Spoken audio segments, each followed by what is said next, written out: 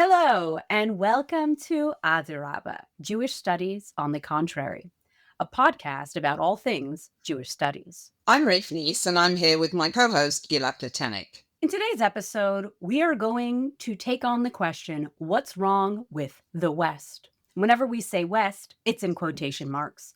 We're going to be addressing the problematic construct of the so-called West, Western civilization, Western tradition, and we're going to specifically do so through the lenses of our disciplines, classics and philosophy, by highlighting the ways in which the so-called West excludes, among others, Jews, Jewish ideas, and Jewish texts. Already love, Gilah, the way you've set up my side of the discipline as classics, right? Which is it's wonderful because I doubt that to the extent that classics is a person that can be personified as having agency and volition, I think it's fair to say that I doubt that classics would count me as a member of its or her or their field.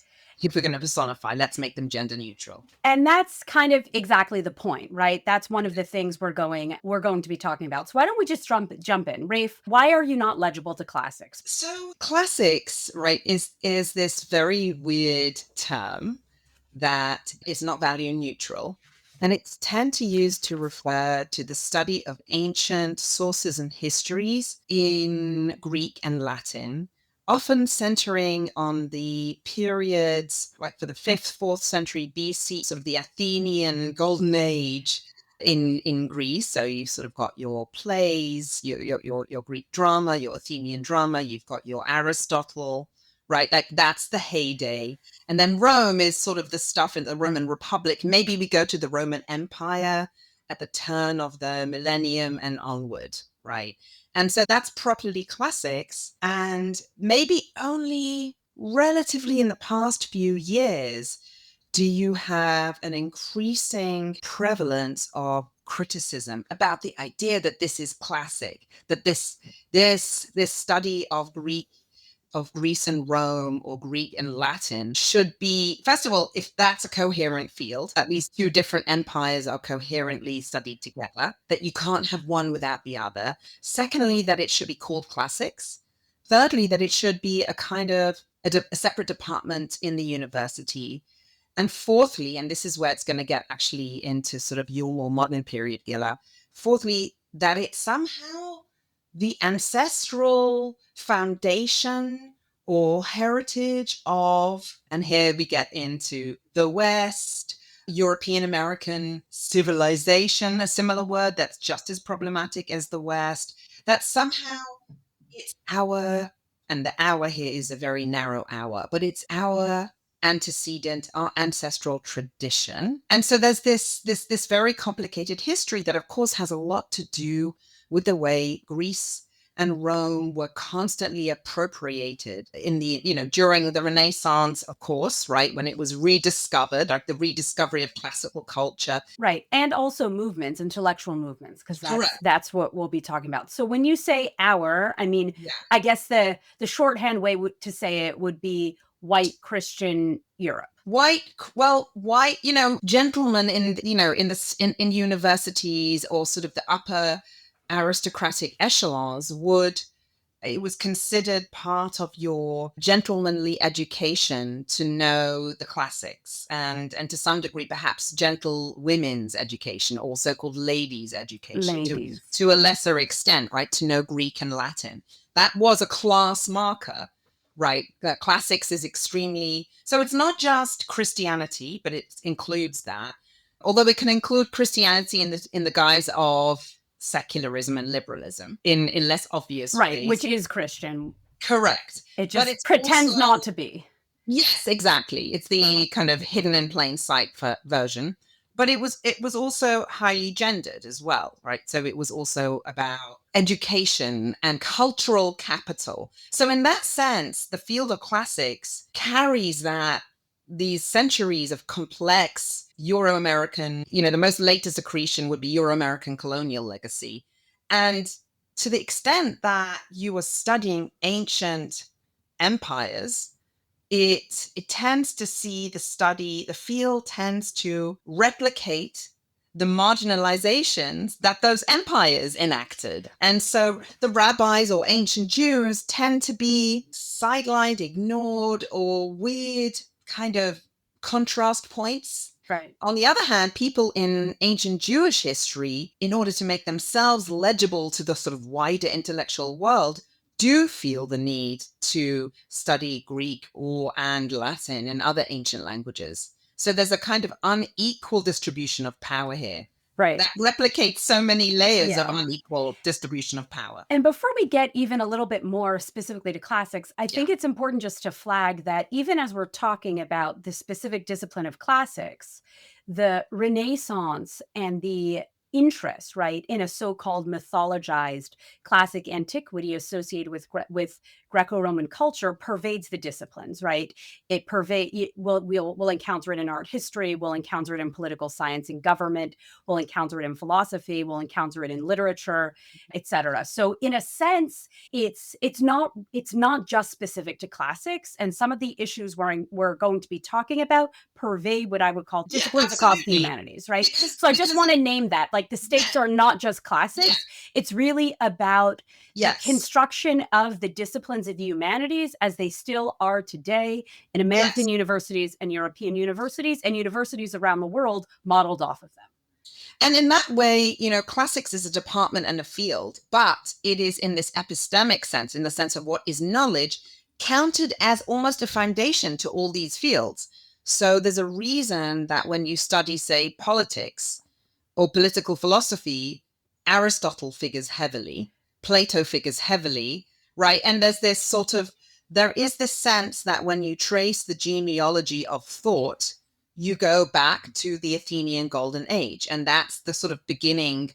Or when you study science, for some reason you read Heraclitus, and then Right. again Aristotle, and so on. There is this sense that all disciplines, even scientific disciplines, knowledge itself owes itself to ancient Greece and then somehow carries through to ancient Rome. And then there's this problematic way in which so-called, Islamic civilization is seen as preserving that tradition in that very disturbing way that has been challenged, of course, and Mhm. then bringing it back to Europe.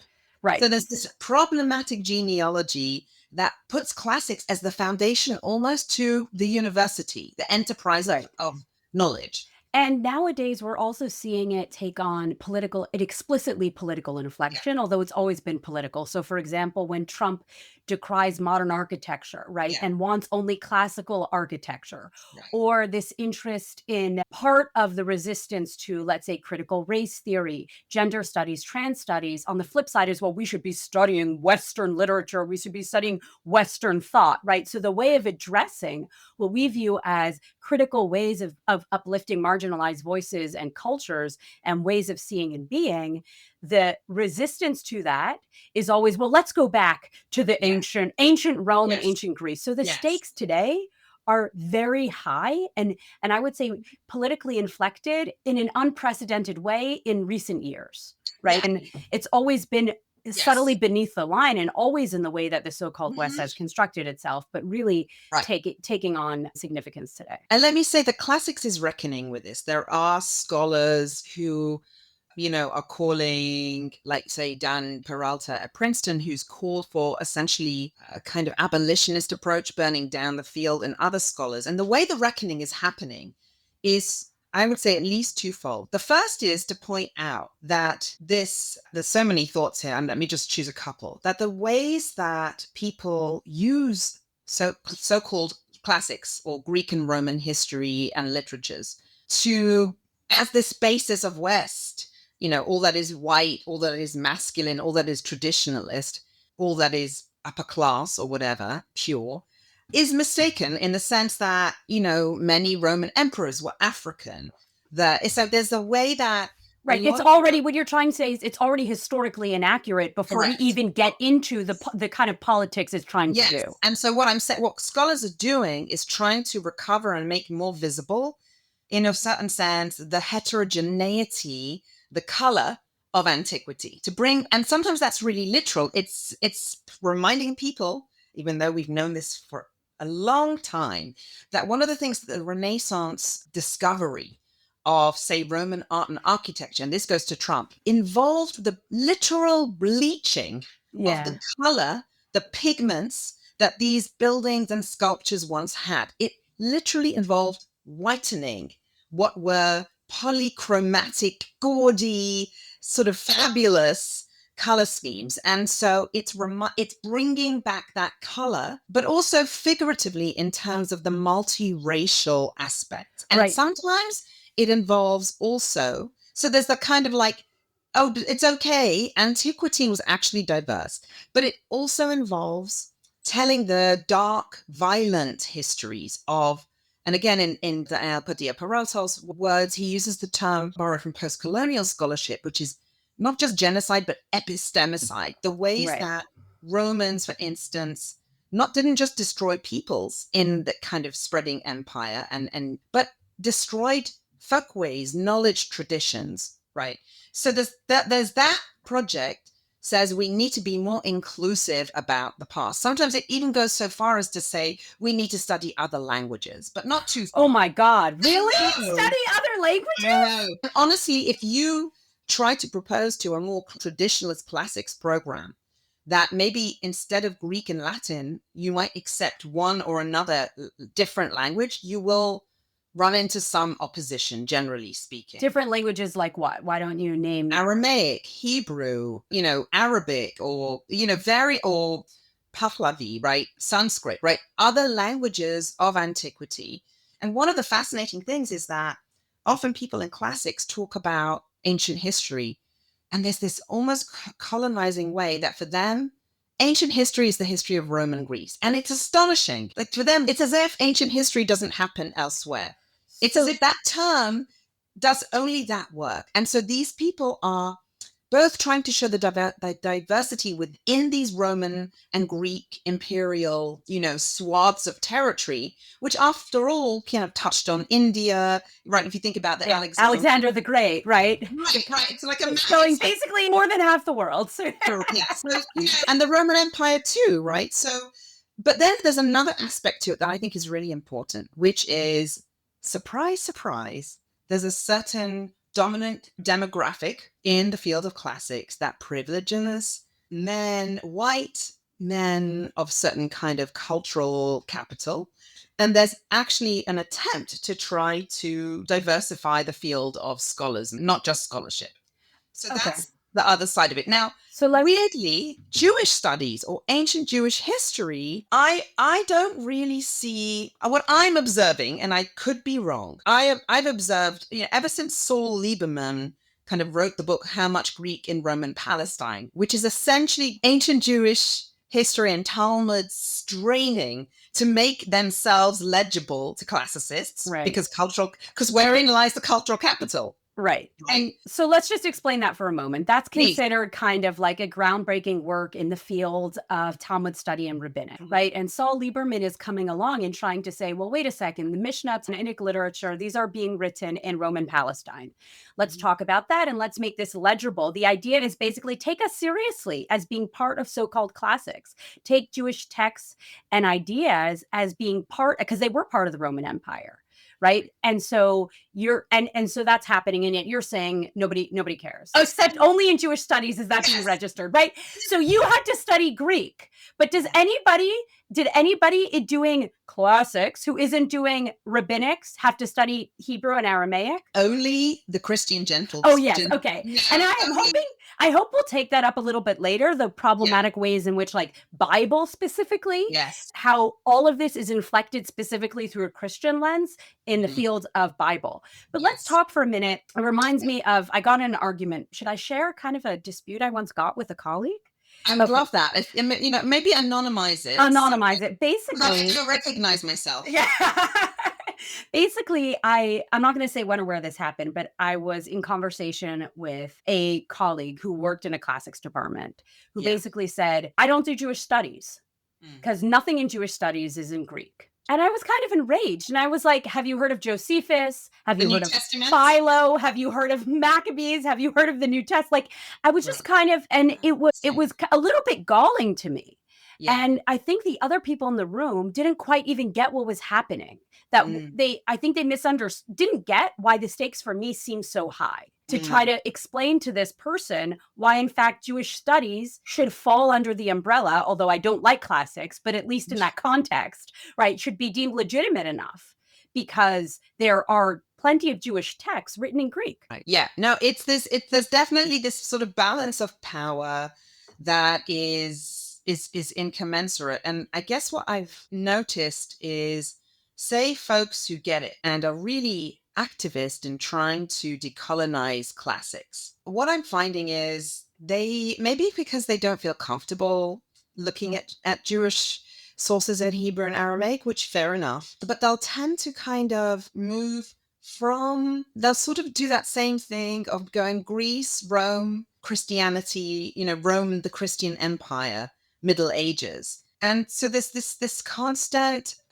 reinforcement that in some ways the Christian Roman Empire, say in the fourth century from Constantine onwards, they're producing this literature in Greek and Latin. And purist classicists don't want to look at that because it's contaminated. There's honestly that Really, degree they use of, that terminology. yeah, people will sort of say, I don't look at stuff when the empire becomes Christian because it's not really classics anymore. Which is So, also kind of hilarious because the whole discipline of classics is yes, constructed in a Christian context. And even if right, it's not explicit, right, it's always correct. subtending it. Yes, that's a really good point. But they don't see that. They buy into the conceit that there's something changes, or it's in a way is corrupted when Christian, and also the New Testament is not good. The Greek's bad. Oh, yeah. Oh, I see. So Like, it's also even just that, and just sort of the Latin, you'll read Ovid, but you won't read Augustine, or maybe you'll read Augustine, but only as evidence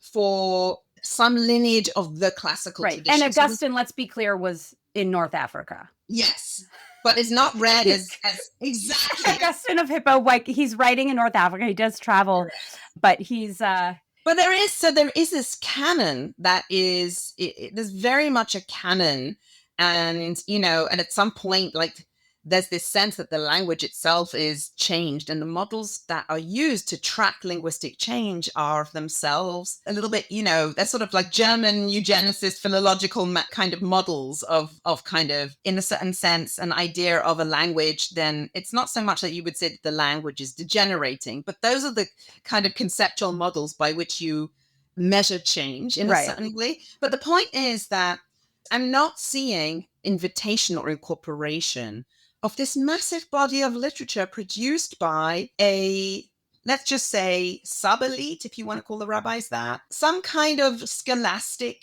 movement in Roman Palestine. And it really interesting movement because it traverses one empire Right. into the sort of Sasanian Persian Empire. That's fascinating. That is a trove of historical evidence. And whilst people in rabbinics to some degree are looking to make themselves legible to classics and, say, late ancient history, I'm not seeing so much of a reciprocal movement. So that's where the idea that I'm part of classics, I love that you just said that, but I wouldn't be seen as part of classics because my focus, first of all, some of my data crosses the sacrosanct Oh my line. God, it crosses borders, it transes boundaries. It moves across into the Persian Empire. And secondly, it's in the wrong languages. So Right, which is interesting, that's by the so way, even important. though like it goes into the Persian Empire, but these are also lands in the Yes, east that Alexander the Great conquers, right? So there's also correct. this curious way in which even if something is under the Roman Empire, it's still considered too far east, right, Mhm. for it to be taken seriously. It isn't true. And also there's something very weird that happens. I find that there's a way that, like, at a certain point, we're not in classics, we're in religions of late antiquity, or we're in the study of early Christianity. Even the disciplines Right. So start now to, is a great time for us to just say why religion is also not a good discipline for what you do. I would say it's better because it has the conceit of pluralism, whereas classics doesn't. Right, sure. Religion has the conceit of pluralism, even though the very term religion is like a 17th, 18th century Christian Protestant construct, and then With everything is some kind of antecedents, but right, yeah, but it's sure. kind of stuffed into it. So, Yeah, and it limits, right? It limits whatever is deemed Jewish to begin with to fit into that kind of category of religion. But right. I mean, I would say a couple of other things. One is that the recent, sort of relatively recent interest in locating at least the Babylonian Talmud in its Persian kind of empire. Zoroastrian, Sasanian environment is in some ways, I don't really see it articulated this way, but it can be seen as a kind of rebuke to Lieberman's interest, or sort of a corrective to the kind of interest of locating things in a Roman context. And it doesn't have to be a binary thing, because we're talking about people who move across empires. So it's the rabbis that I mean. But I'm not seeing it necessarily taken up. I'm not seeing that taken up as a political move. It may not be explicit, but I think the efflorescence over the past decade, decade and a half of an Mm. interest in rabbinic, specifically in the Sasanian context, the Sasanian Empire, Yeah. Persian Empire, is not just because it actually makes sense, right? This is where the Babylonian Talmud is being produced. But I do think there's a little bit, it's broadening. I don't want to Yes, call it absolutely. DEI, That's but what it's I brought up. broadening and saying, like, we're very limited, and let's Yeah. see what happens when we expand the context, right? Right. And And also looking at related Syriac literatures, so other, Aramaic literatures in produced in yes, actually greater proximity to the later, the later Persian sources are actually trickier to date, to be as contemporary with specific strata in the Talmud. But yeah, I do think I think that the reason I'm mentioning it is I think that is an analogous move to what's happening to some degree in classics, or people expanding what ancient history can mean. There is a kind of decentering of the West, or classical civilization in that move. And what I'm saying is I'm not seeing explicit people. I don't see people. Maybe I'm sure I'd missed something, but I'm not seeing it taken up as a very explicit orientation necessarily. I mean, yeah, I think that the shift, for, let's say, of studying the Babylonian Talmud in its Indo-Iranian mhm. context would be the ultimate goal, right? So, but anyway, the point, maybe we can kind of move more away from antiquity. I think the point is that there is a way in which I would hope that classicists and, let's say, historians of antiquity, narrowly defined in the classicizing sense, or people who do late ancient history or Roman Empire, start to collaborate or do better in incorporating and inviting ancient Jewish studies in. So it's not the sense that we go to their parties, but they don't want to come to us. Some sort of thought about what that means. I will add one other thing, which, I don't know how much we want to go there, but there isn't, in classics, there's a reckoning with colonial history. What does it mean, for instance, to study Cleopatra in the context of racialization and the colonization of Egypt and the raiding and looting of its antiquities? You're not seeing that being done in the history of Palestine in Jewish Hmm. studies. And that's not done. I'm not seeing it done. I'm seeing critiques come from the outside, from, say, people who are doing critical ancient world studies. And those are people in classics who are trying to think post colonially and ethically and trying to do some of this work. But I'm not seeing, at least in the United States, scholars of Jewish antiquity reckoning with what that means. And that gets into the question of whether there's a way to study Zionism within the field of rabbinics. A few scholars have written about it. So Stephen Fein has written about it. Seth Schwartz has written about the, the Zionism of early scholars of rabbinics. What I'm not seeing, though, is a nuanced and critical response to this. Is sort of what I mean by being open. Like, what are the kind of political and ethical implications of studying the Gaza synagogue? Or even Studying, the Dead Sea Scrolls, when we look oh my at how, God, like, and yes, the go-to place to begin yes, any of this study, yes, actually, and the origin of how actually it came to be in the Israel Museum today, correct, right? So exactly. So those it's exactly those stories, or another aspect of this. It's not even as if Palestine Israel is the issue and only. You've got the so-called magic bowls or incantation bowls, which the largest collections, there's very, very contested history to those collections. They came on the market during the various wars in Iraq, so which makes some of those arrivals suspicious. And there was some collection, I think, at UCL in London that I don't remember. I think that what ended up happening is there was some commission, and the collector, who was an Iraqi Jewish person, took the stuff back because they basically said that there's some ethical issues around provenance. That stuff is just happening. It's more open when it comes to human remains, but there's also Right. other kinds of cultural artifacts that are in the so-called West or in Jerusalem or in London as a result, that have gotten through the gray market or the black market or just badly provenance. Right. Stuff that we have at Penn, right? One of the oldest collections that So hold is. on, let me just explain to our listeners what the magic Oh, bowls okay, are. thank you. So Go when ahead. talking about magic bowls, Rafi is talking about a collection of hundreds, right? Thousands maybe, of Maybe a couple thousand at the most, couple but yeah. thousand of these bowls that have been found in, I guess, what was then Sasania in Iraq, with many of them, some of them with in Jewish seeming inscriptions in Aramaic, seem to be different forms of prayers, supplications, etc. Rafi addresses one of them actually in their recent book. Go on. Yeah, and we can talk at some point about how we went to visit the bowl Yeah, together. actually, that's But kind anyway, of relevant because well, will it be too embarrassing? yes, we can come back to it maybe when we get to Europe, but Okay. let's just say focus on this just very quickly. I think that the issue is that we are not in our scholarship. We are not, and I'm also, I haven't done sufficient work on this. I tried to acknowledge it. I think, I tried to point to the scholarship in my book that talks about the, let's say, murky circumstances in which these bowls arrive. So you've got the majority of the bowls that we know about, that are documented, that have been published, arrived during the Iraq, right, the first and second Iraq wars. So that is very clearly, what the Wait, people so are hold saying. on. You mean the US invaded a foreign Yes. country and then people from the US took booty from what was there? Is that what you're And saying? I don't know. It's not. It's each case needs to be distinctly.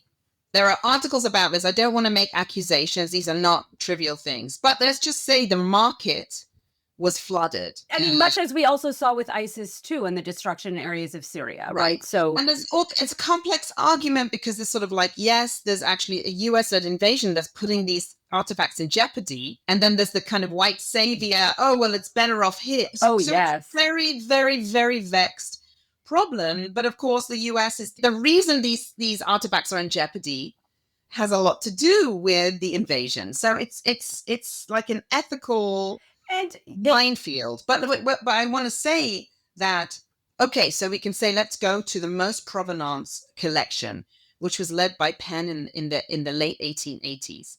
And in that case, you had American academics who go to Iraq. They provenance. So that means that they, using methods that we wouldn't take to be very scientific today, give us a sense of of the sites, how they found these bowls. Right. Today, we don't even know how the bowls are found. You just get the bowl without its context. So they record how these bowls are found, and they document as the best to the best of their ability. But how do they acquire these bowls? Well, they make a deal with the Ottomans. right. And so, yes, it's not like that there's no moral purity in that situation. Right, or in any of this, right? I mean, let's just talk about like I was just in Greece, right? The marbles from the from the Acropolis are in the British Museum because the Right, British exactly. didn't think that Exactly. Yes, that's absolutely. protected, and so you go to the Right. Acropolis Museum and the top level is completely empty. They're basically trying Right. to say, "Oh, you think we don't have a place and we can't protect it, and it's a beautiful Yes. museum." And of course, they're never going to be getting the marbles back, right? But Right. I mention this because this is obviously came through in the British Empire, right? Who see Yes. themselves in some way as heir to this mythologized Greek past. Exactly. And yet, Yes. contemporary Greeks, to the extent that there's any continuity, that's beside the Right. point. But the country that calls itself today Greece and speaks Greek are not worthy, right, of having that own material that was pillaged from their lands, and they're Right. considered European, right, and the Right. seat of Western civilization, but Exactly. still not enough, right? So I Yes, I think mean, that there's it's like we like Greek antiquity, but modern Greeks are not Greek enough. right, exactly, and Yeah, that's also why yeah, we can basically like make them correct. perennially indebted to Yeah, Germany I mean, and Western Europe and the EU. there's a really interesting scholarship on this question of almost also the racialization and the kind of both whiteness and non-whiteness of Greeks. But that's a And anyway. what plays into that is also that they're practicing Eastern Christianity, right? So when the Roman Empire, like, Yeah, so the like Western, like there's this sense of a right. certain kind of Eastern Orthodox Christianity is not the right flavor, and that also plays into some of these hierarchies, at least historically. But I feel like we've gone quite far afield. Yeah, but I'm to go back to the Jewish issue. I guess what I'm saying is that it's not that ancient Jews and Jewish studies or contemporary rabbinics. It's not that the only kind of moral reckoning is about their incorporation in, say, classics or ancient history, narrowly conceived. There is also ethical work to be done within ancient Jewish studies that Sure. we're, myself included, not exactly doing. The scholarship that is thinking about this tends to be done by archaeologists who are like I'm not seeing this work being done by people who would necessarily consider themselves in Jewish studies. So that's but let's move toward let's I feel like we're kind of moving toward modernity. Okay, so let's From you. yeah. Well, Mhm. I think it's actually before we even get to philosophy, I think it's interesting to talk about the ways in which modern specifically German Jewish thinkers and philosophers Mhm. saw themselves as excluded from a so-called West, and specifically from it's the valorization of the Greco-Roman antiquity, and tried to say, actually, we belong. So we see this in the first in one moment might be Mendelssohn, and Mendelssohn is coming In a way. right, but that's well, But we're not anyway, I'm yeah. not talking about no. Sure, We're sure. talking about what Mendelssohn explicitly does, which is try to show, what Western culture is building itself on the foundations of a mythologized Athens and Rome. And he comes along and says, actually, Jerusalem comes first, right? And really, the so called West, it begins in Jerusalem. And Mendelssohn has an interesting way in which, and Socrates was like having a moment at Germany in the time, part of this kind of neoclassical an enlightenment interest in that. And he basically appropriates specifically Socrates to make an argument for immortality of the soul. And partly what he's trying to do with that is basically show, what? Immortality is not just a Jewish thing, but I can show you, like me, the Jew, I'm all soul and no body, right? And this is relevant because these conversations we see with Mendelssohn and other German Jewish thinkers are happening in imagining what a Western culture thought is, but specifically within the context of German Protestantism, right? And it's inflected and always in conversation with Christianity. And we see Wissenschaft des Judentums do a similar thing, right? They're coming along and saying, actually, the West owes so much more to Judaism than to Christianity. Or in a certain sense, the reclamation of Jesus as a Jew is part of that, right? And Yeah. yeah, is that also what you're thinking? Yeah.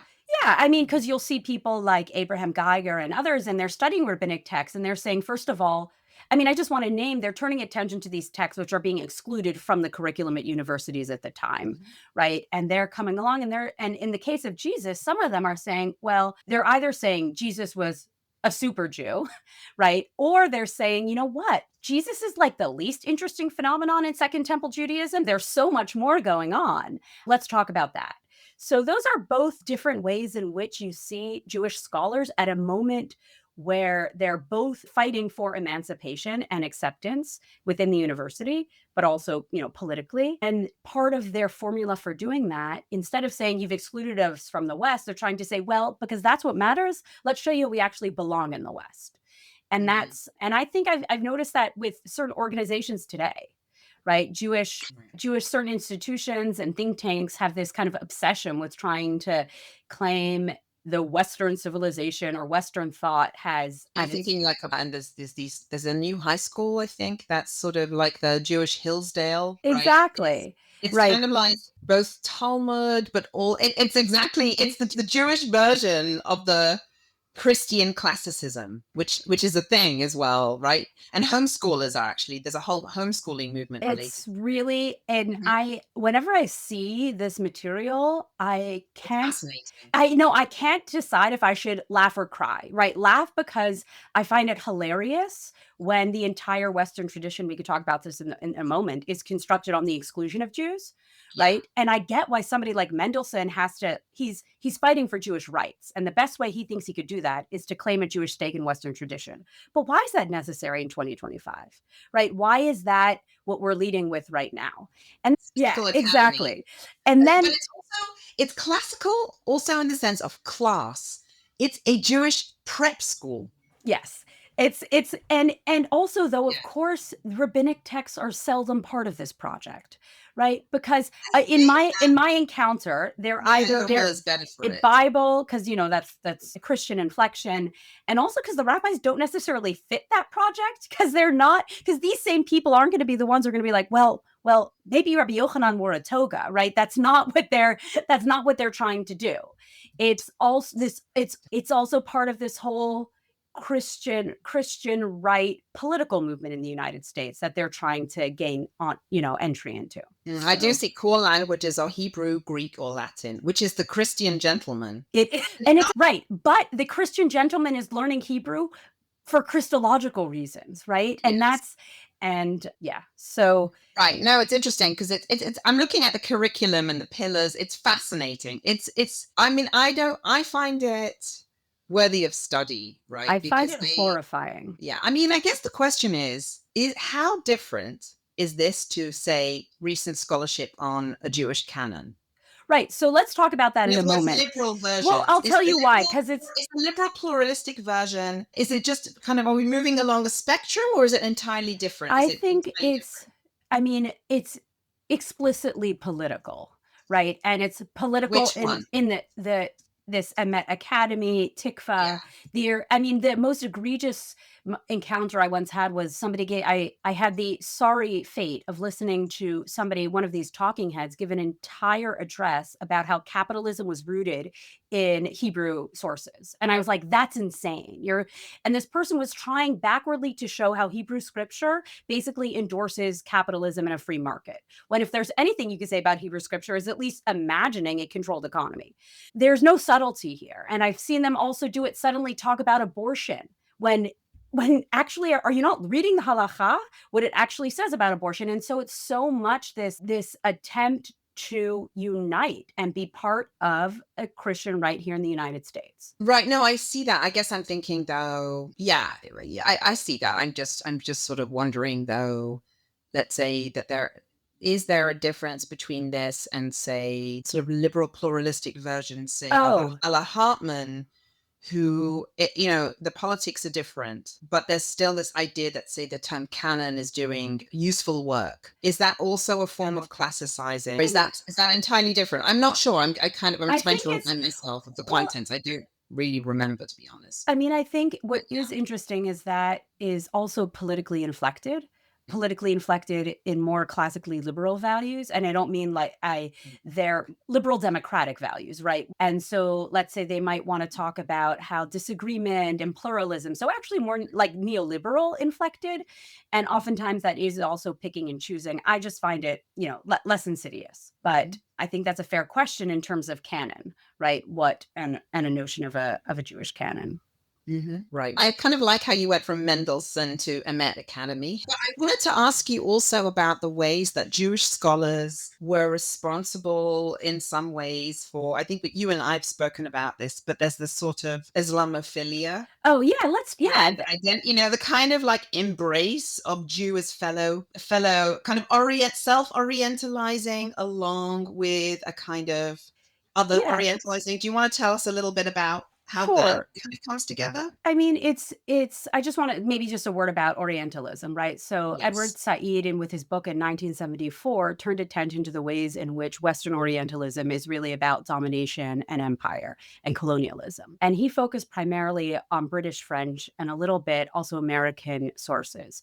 What's interesting is when you go to German context, right, which did not have major which did not have major colonial empire in that part of the world, there still is at that time, right? This real interest in, there is a, a whole movement of German Orientalism, right? And scholars have tried to look at this and make sense of it. What kind of work are they doing? Because it's not in that context most literal to justify like an actual to justify an empire colonial holding. It's an intellectual form, right, of Orientalism where there's both this kind of interest and this kind of, I wouldn't say fetishization, but an interest in some sort of so-called imagined kind of authentic Eastern culture. And on the same time, coupled that is always coming together with a form of disparagement, right? And a Right. sense of of superiority to that. Would you just want to say that that hand in hand, and maybe part of this is the German in sort of the disproportionate German investment in linguistics, philology,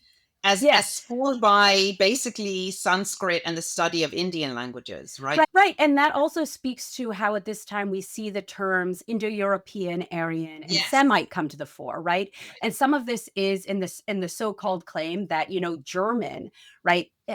It traces itself to Indo-European languages. And so I want to talk about that in a moment. But before Mm. that, specifically in the Jewish context, right? What you see with is another form of Orientalism, both in terms of this valorization, unjustifiably, of the golden age of Spain, right? Where there was an efflorescence of Jewish philosophy, Jewish study of Hebrew scripture, Jewish poetry. And Wissenschaft were able to look at this as a great moment in Jewish history.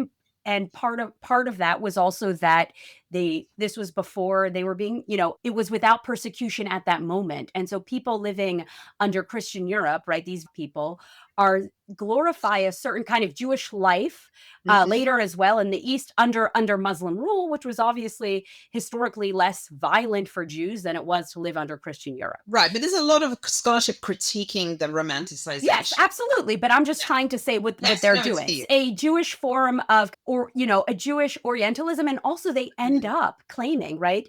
Oh, everything comes from Judaism, Christianity, and also Islam. And by the way, Islam is Yes. much better than Christianity, right? That's basically the short of what they're doing. And they're doing interesting work on Islam and Islamic texts and Right. serious work too, but it's also still part of that problematic Yeah. dynamic.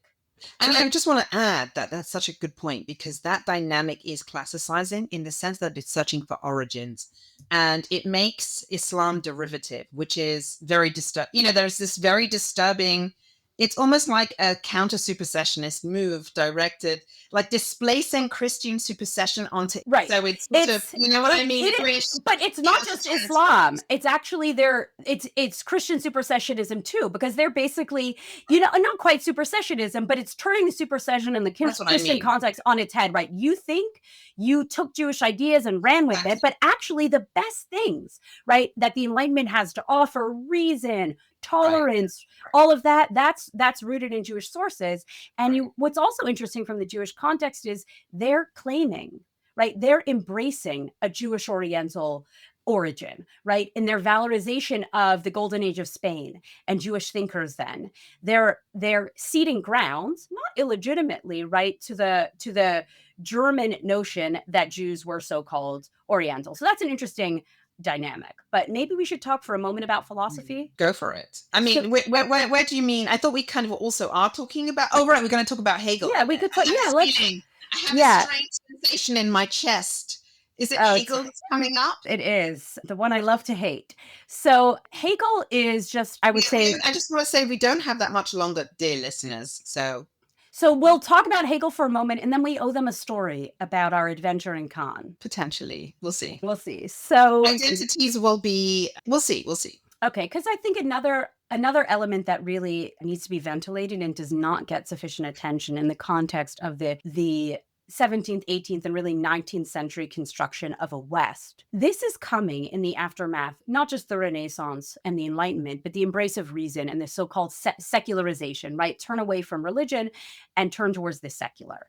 And what scholars have demonstrated is that the role that the so-called Jewish once played vis-a-vis Christianity, where Christianity, takes Jewish ideas and then overcomes and supersedes them and creates, Christian Europe, that prefigures what happens among German romantics and German philosophers. Really, many people of German letters at the time do in the context of the so-called West and the East, where what was once a space occupied just by Jews vis-a-vis Christianity is now reproduced in talking about an East and a West. So Hegel will tell us that history begins in the East and moves to the West, that philosophy begins in the East and moves to the West. And so philosophy for him will begin in the East.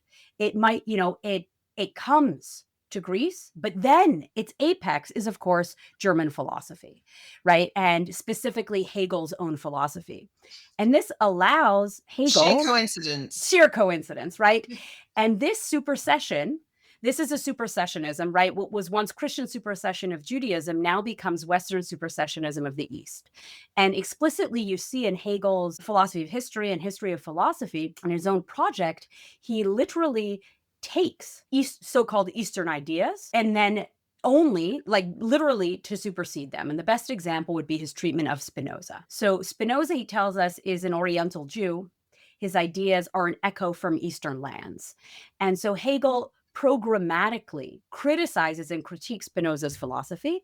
And as I show in my book, he does this in order to then take Spinoza's best ideas, sublimate them, and then supersede them.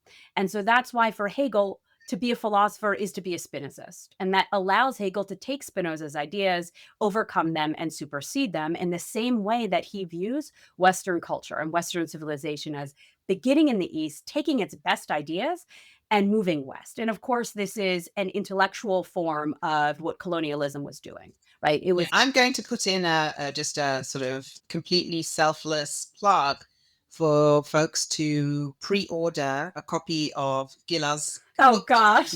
very soon. It's a mere $35. It's called Sovereignty Disrupted, Spinoza and the Disparity of Reality. It has a gorgeous front cover. Clue, spoiler alert, there's a zebra or a zebra. How do you say it in American? We can call it a zebra. Okay, there's a zebra on the front, which is yes, already I think Oriental, already problematic. already problematic, but don't worry. Gilah contextualizes the front cover as well in a very smart and important way I can't remember if it's the intro or the acknowledgement that you preface. In the preface, I'm sorry. We are actually getting toward the end of the episode, but as always, Gilah has the penultimate word. I think it was, okay, the penultimate word. Nicely done there. You noticed that. Nicely done there. And I do actually just want to say that in terms of the discipline of philosophy, to bring it back what you were saying in classics, is the discipline of philosophy systematically excludes that which is not Christian philosophy, right? So Descartes, Hegel, everybody thereafter are Christian philosophers, and they exclude Jewish texts, Islamic texts, Buddhist texts, etc.